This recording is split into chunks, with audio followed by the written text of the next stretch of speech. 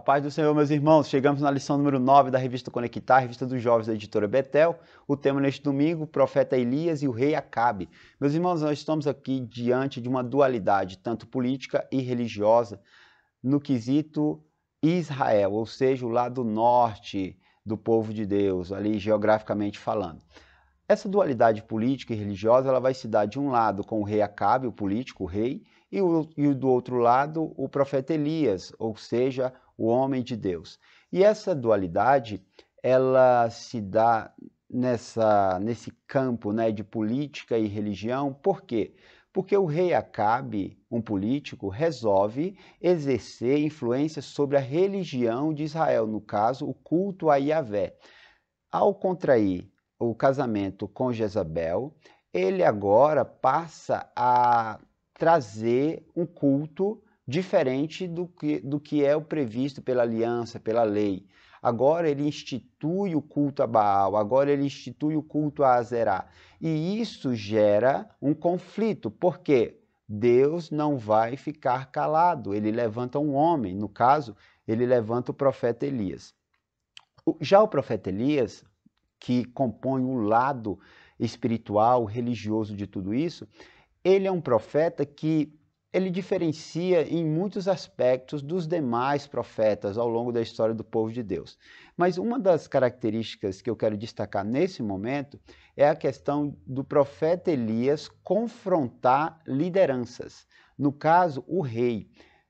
Nós encontramos isso na Bíblia Sagrada e isso é muito patente tanto com Elias como João Batista. Ambos confrontavam o rei, os pecados do rei. E qual é o problema? Qual a problemática envolvendo tudo isso?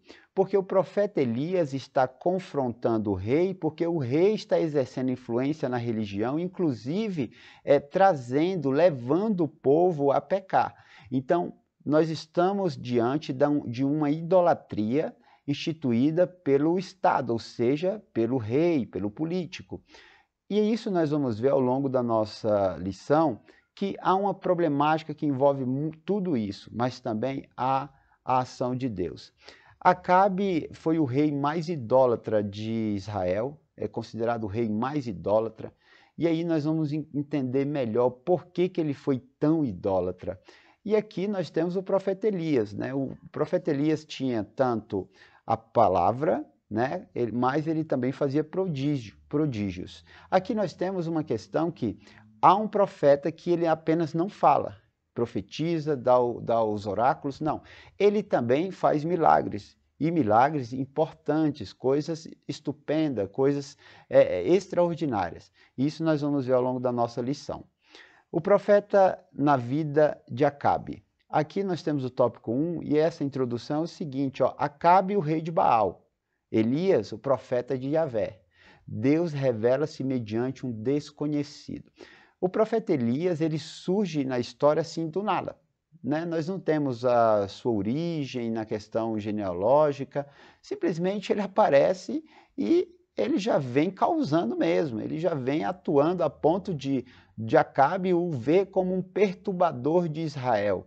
Mas ele era o profeta de Deus, que estava o quê? Trazendo um alerta. Isso nós vamos ver melhor agora. Ó. O tópico 1.1 diz o seguinte, a vida de Acabe. Bom, Acabe foi o 7º rei de Israel, tá? Ele era filho de Onri, reinou por 21, e aí uns dizem 21 anos, outros dizem que Acabe reinou 22 anos, tá? Mas está entre 21 e 22 anos, ok? O significado do nome Acabe é o irmão é pai. Então, aqui, quando nós falamos que o irmão é pai, nós estamos nos atendo mais numa questão de um significado que ele seria irmão do pai, né? Ele seria aquele que estaria próximo de Deus o Pai, tá? Então essa é uma das explicações que tem dentro do campo da teologia, mas não tem nada muito certo, ok? Era marido de Jezabel, uma princesa sidônica, tá? Ela, uma das sacerdotisas de Baal, né, e Azerá. Então nós temos aqui agora um casamento misto, tá? Nós temos um rei de Israel que casa-se com uma estrangeira. Isso já desagrada a Deus. Por quê? Porque nós vamos ver a complexidade de tudo isso ao longo dessa história. Manteve relações diplomáticas com Judá e também com outras nações. Então, ele era habilidoso na diplomacia. Acabe não fez guerra contra Judá, muito pelo contrário, até buscava alianças, né, com Judá e com as outras nações. Ele mantinha uma certa diplomacia, de forma que havia um equilíbrio, tá?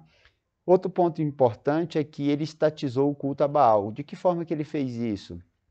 Ele institui agora, mediante aí, os teólogos dizem que é por influência de Jezabel, ele institui agora cultos a Baal, ele traz, né, mediante Jezabel, profetas tanto de Baal como de Azerá.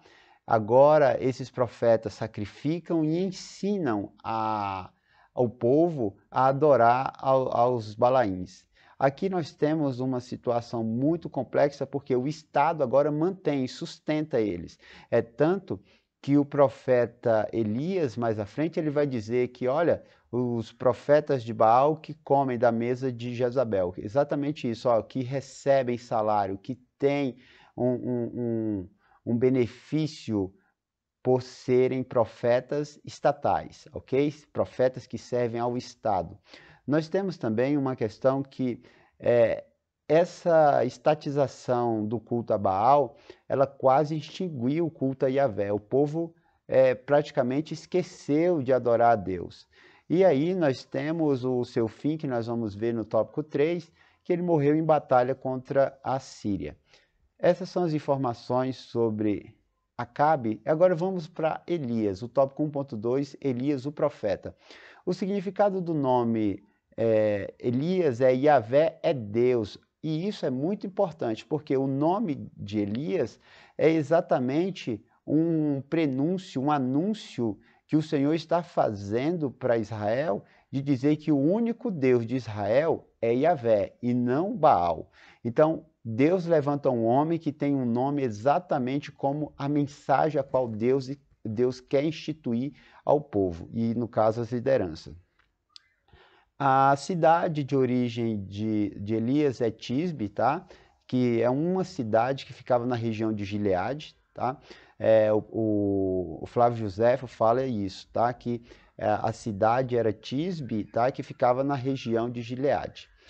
O ministério da palavra e ações de milagre, Elias era o profeta da palavra, tinha palavra para falar, para orientar, mas ele também tinha uma ação em milagres, tá? Ele realizou 7 milagres, e aqui cabe algo importante, porque esses milagres que ele fez, se nós observarmos para Eliseu, quando Eliseu está prestes a assumir a vanguarda de profeta, o Eliseu fala o seguinte, olha, eu quero unção dobrada, eu quero uma unção dobrada. E essas coisas acontecem com Eliseu, porque Eliseu faz 14 milagres, ou seja, o dobro de milagres que o profeta Elias fez. Então, ação dobrada. Então, nós temos esses 7 milagres, né, que compõem, né, essa dinâmica de milagres envolvendo o profeta Elias. O Elias, no Monte Carmelo, ele derrotou 850 profetas. 450 de Baal e 400 de Azerá. Nós temos aqui uma questão muito importante, porque não foi muito só atribui que aquele momento no Monte Carmelo, onde desceu o fogo do céu, só foi com 450 profetas. Não, foram 850. É a soma dos das duas linhas, né, de profetas. E mais à frente eu vou explicar por que nós temos profetas de Baal e profetas de Azerá. Sabemos que o profeta Elias foi arrebatado por uma carruagem de fogo, né, em um redemoinho. Tá? Então, ali é o momento que ele deixa Eliseu e o Senhor o traslada.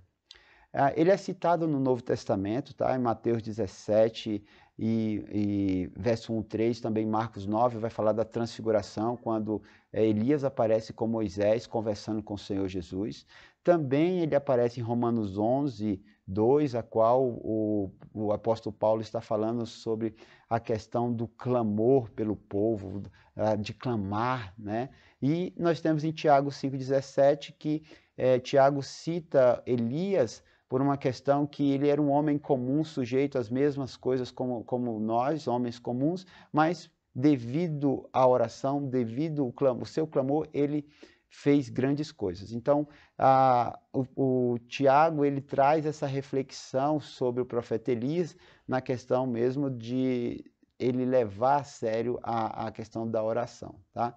O profeta Elias, ele teve uma incumbência, e essa incumbência foi dada lá no Monte Sinai. Aqui eu não coloquei, mas essa influência que ele teve depois do grande evento, né, do Monte Carmelo, que ele foge de Jezabel e o Senhor, né, cuida dele, depois ele come e ele anda 40 dias, 40 noites até o Monte Horebe. E aqui nós temos uma informação muito importante. Por quê? O Monte Horebe só subiu 2 profetas, praticamente. Nós tivemos Moisés e agora nós temos o profeta Elias. E lá no Monte Sinai, né, no caso o Monte Horebe, e Sinai é o mesmo que Horebe, tá? Sinai é o nome grego e o Horebe é o nome em hebraico. Então nós temos a incumbência que o Senhor deu lá no Monte Sinai ou no Monte Horebe para Elias, que era o seguinte: ungir Azael, né, como rei da Síria, ou seja, o Senhor mandou ungir um rei estrangeiro, né, também mandou ungir Jeú como rei de Israel, e depois, quem concluiu isso? O mesmo que o Senhor já mandou também no monte, que foi o que? Ungir Eliseu como sucessor.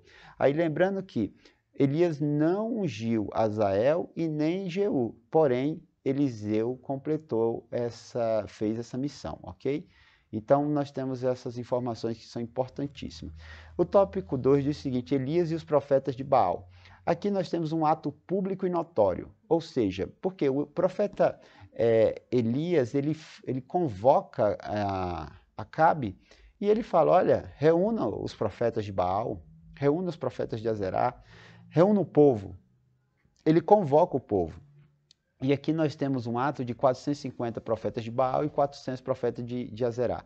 Aqui, meus irmãos, nós temos 850 profetas contra um profeta de Yahvé. Ou seja, aqui nós vemos uma ação do nosso Deus, porque está desproporcional. Um profeta para 850 profetas.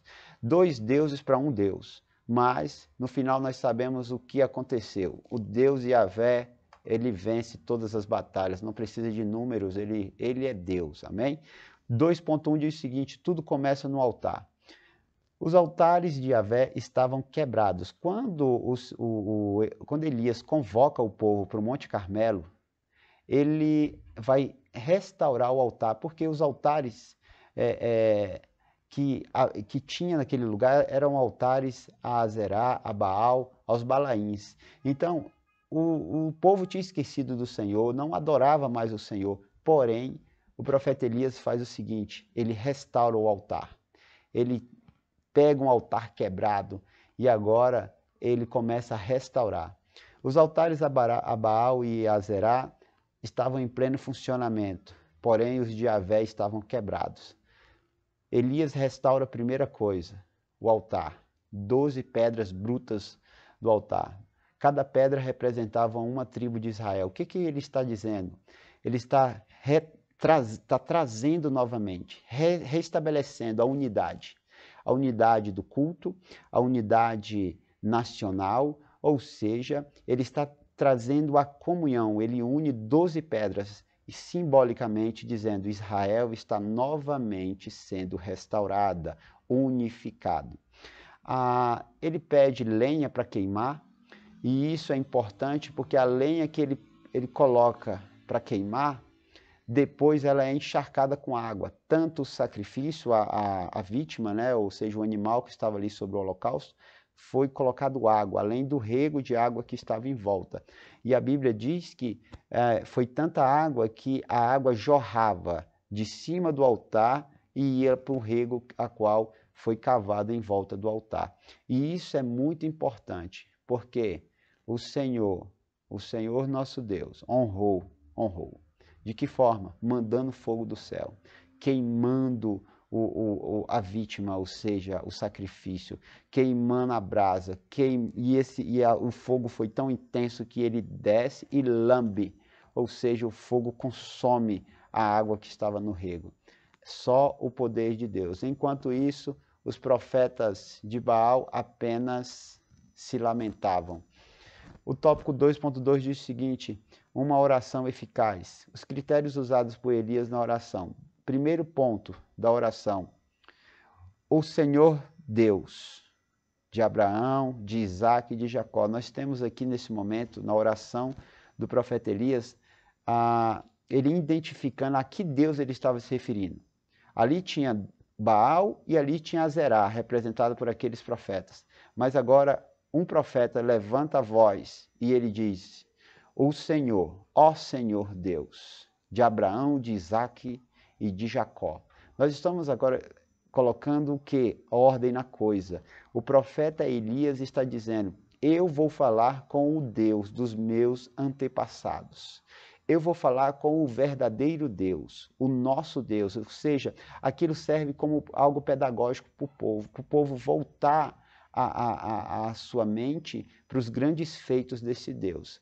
E aí ele começa uma invocação na questão a invocação de Elias e a manifestação de Yahvé. Nesse momento, ele invoca o Senhor.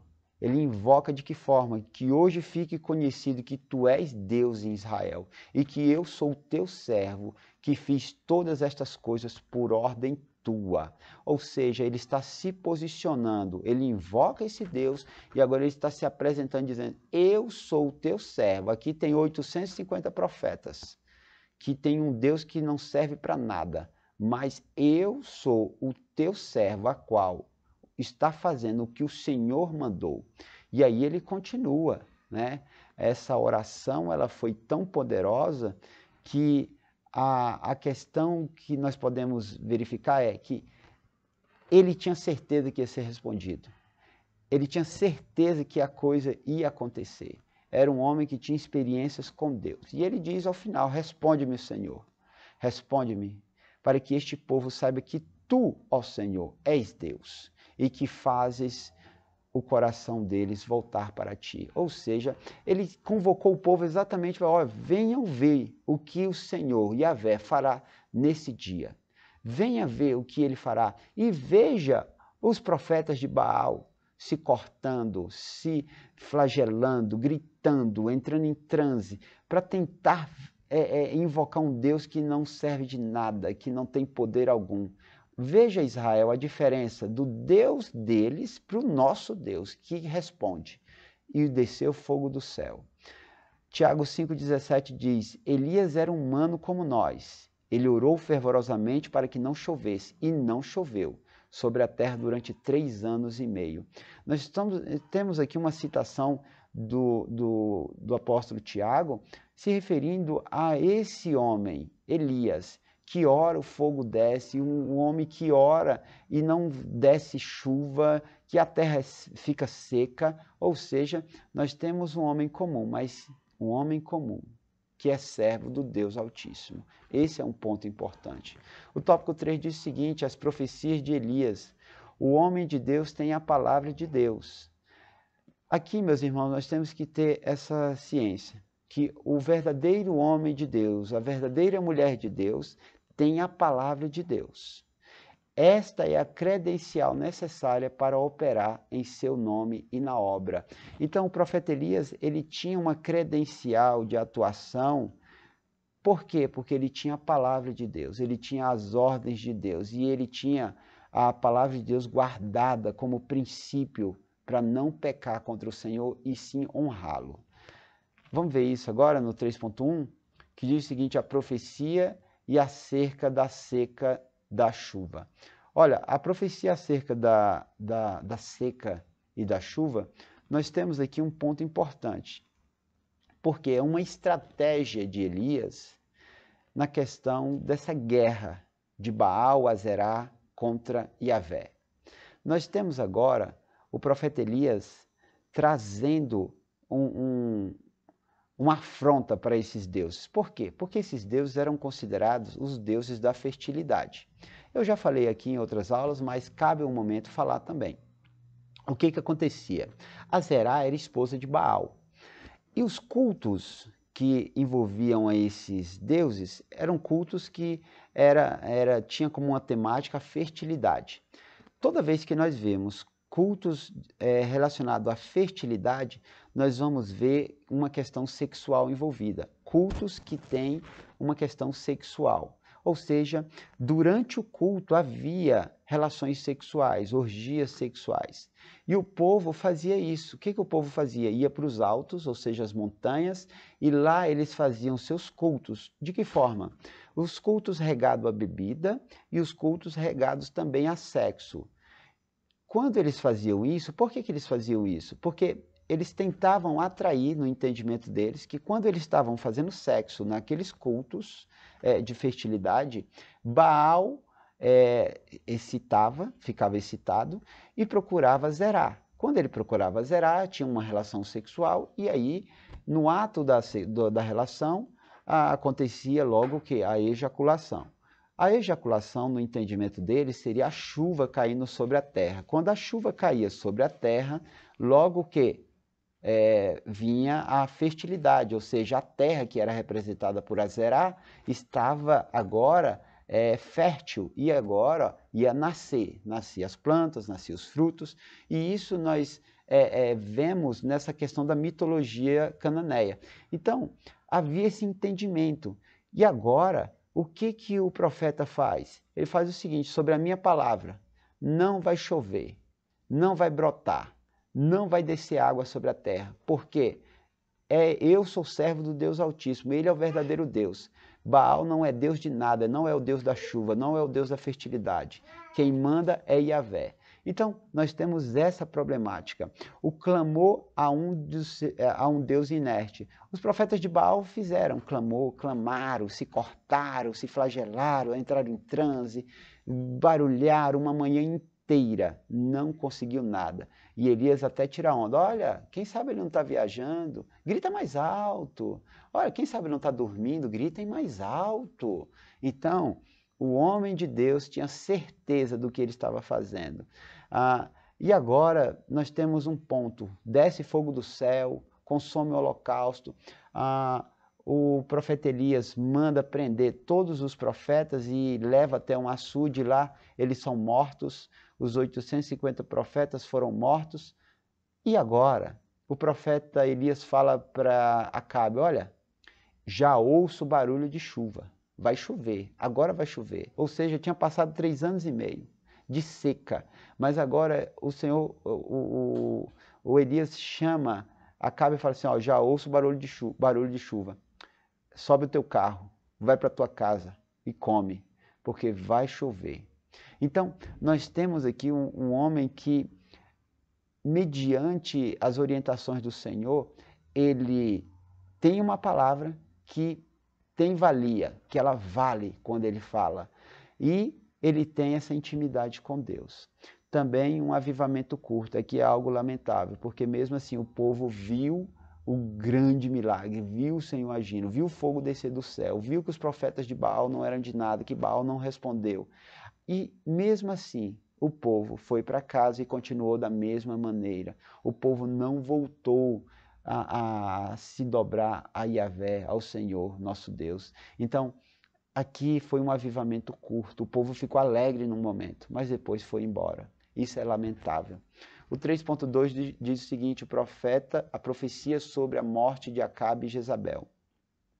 Aqui nós temos um ponto muito sério, porque a justiça divina atuando sobre o assassinato de Nabote. Nabote, nós conhecemos a história, é o dono de uma vinha, Acabe olha para a vinha de Nabote e ele deseja essa vinha, pede para comprar, só que Nabote diz que não pode vender porque a sua vinha era uma herança de seu pai. Então, agora nós temos uma questão que ele conta isso para para Jezabel, Jezabel manda assassinar Nabote. E o interessante é que onde Nabote foi assassinado, os cães lamberam o sangue de Nabote. Mas o Senhor manda dizer por Elias que, da mesma forma que o sangue de Nabote foi lambido por cachorros, por cães, da mesma forma ia suceder com Acabe e com Jezabel. No caso de Acabe, a situação dele é o seguinte: ele forma uma aliança com o rei de Judá para lutar contra a Síria. Só que antes disso ele consulta os profetas, e os profetas do sul eram profetas estatais também, que se diziam profetas de Israel, de Yahvé. Mas esses profetas só profetizavam que era agradável, que era palatável. Mas agora, o que acontece? Quando ele faz isso, quando ele começa a perguntar, né, para os profetas, eu subirei ao combate? Os profetas dizem, sim, certamente o Senhor dará vitória. E aí eles falam, mas será que não tem outro profeta para que fale pelo Senhor? E aí eles falam, tem o Micaías. Micaías, ele nunca fala o que é bom, ele sempre fala o que é desagradável, então eu não queria muito ouvi-lo. Mas mesmo assim, mandam chamar ele. Quando o profeta Micaías chega, ele já vinha orientado para falar o que os outros profetas já disseram. E ele fala, mas aí o rei não acredita, o rei do sul fala assim, olha, não, fala a verdade, cara, fala a verdade. Vamos, no nosso linguajar, estamos falando para jovens, né? Fala a verdade. Aí ele fala, olha, eu vi Israel espalhado pela terra, como ovelha sem pastor. E aí ele fala que o combate não será favorável a Israel. Mas mesmo assim, eles vão para o combate. Acabe diz, olha, eu vou me disfarçar no meio do povo, porque ele temia o que ia acontecer. Mas, no meio do combate, eu estou resumindo, no meio do combate, um soldado sírio, ele pega e entesa uma lança para o alto, a ermo, e essa lança cai exatamente sobre o carro a qual estava Acabe disfarçado. E a Bíblia diz que aquela flecha ela entra entre as fendas da armadura e mata, não no primeiro momento Acabe, mas o fere. E ele sangra dentro do seu carro. E o sangue foi tanto que ao final do dia ele continuou no combate.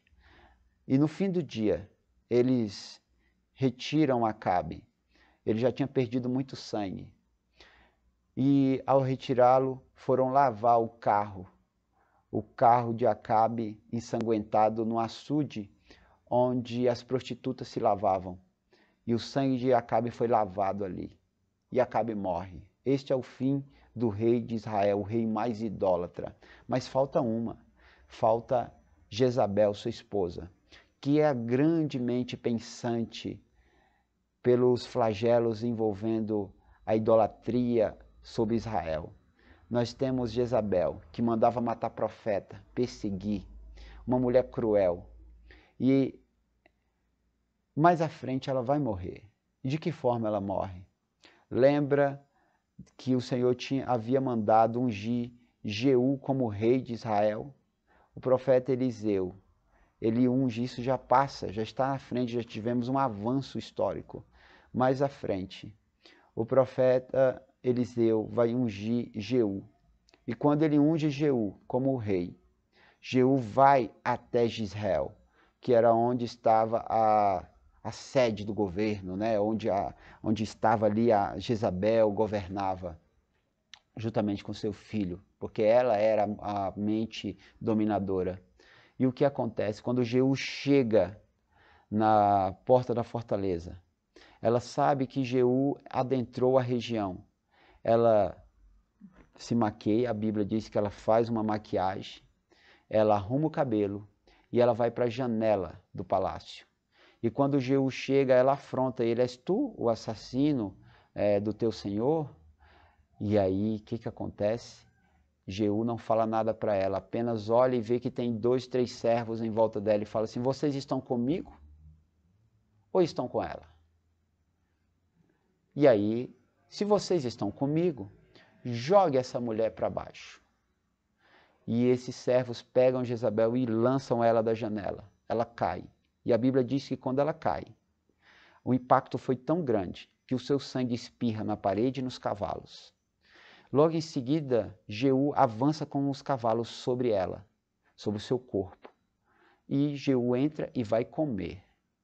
E quando ele está comendo, que ele termina, ele fala assim: enterre aquela maldita, porque era filha de rei. Não deixa o corpo dela lá. Mas quando os servos chegam, não tem mais nada, só tem a cabeça que foi comida pelos cachorros, e só tem as mãos e os pés. E ali foi espalhado, né? O corpo dela foi espalhado como a profecia, que o corpo dela seria espalhado como o esterco na terra de Israel. Então nós temos agora um fim. Uma foi comida por cães. Acabe foi morto e os cães lamberam do seu sangue. Assim como o profeta disse, como o profeta Elias disse. E aqui nós temos um ponto que os servos de Jeú falam assim: agora eu lembro, concretizou-se o que o Senhor tinha falado na boca de Elias. O sangue foi lambido por cães.